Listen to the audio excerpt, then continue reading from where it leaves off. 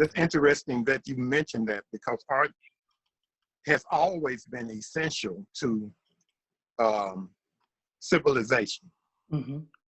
And anytime you want to study any civilization in the past, the further back you go,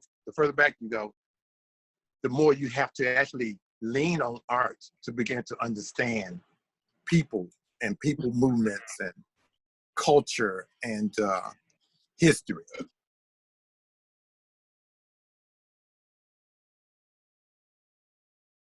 Right. So yeah, that's a large image, and that's called Black Man's. Oh, excuse me. No, go ahead. I'm sorry. I just said this one is entitled Black Man's Dream, and you see, I have the flag, stars. And I have a lot of symbols that came to my mind, and the idea was, black, in my opinion, and Josiah you can tell me if you agree with this, but I've been under pressure my entire life. And I've been tired mentally and spiritually. And it's rare to have a moment where you're not just worn out mentally living in this culture. And so I wanted to paint a picture about that, the pressures. Because, when you can see the dichotomy of and I don't like using the word racist, because there's only one race in my mind. But just because of the color of dark skin, you can see the dichotomy in this nation. It can wear you out, And so that's what this image is all about. But I believe there's hope in this image as well. So you see the rainbow and everything else.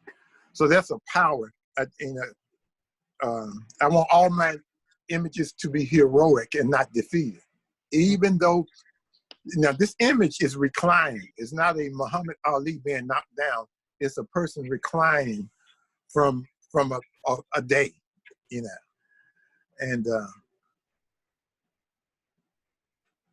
And you can see, even though this is done with flatter shapes, I still have that idea of quilt making or assemblage.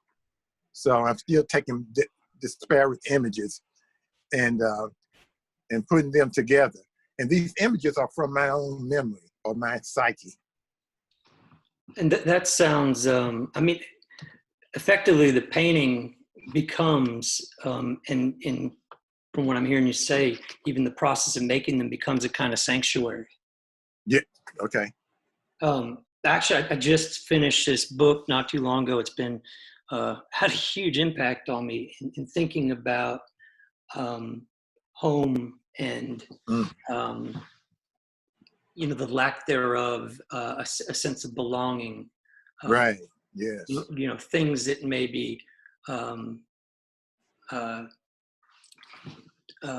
diaspora has affected in such a way that disconnection or disinheritance is a byproduct of. Right, and displacement.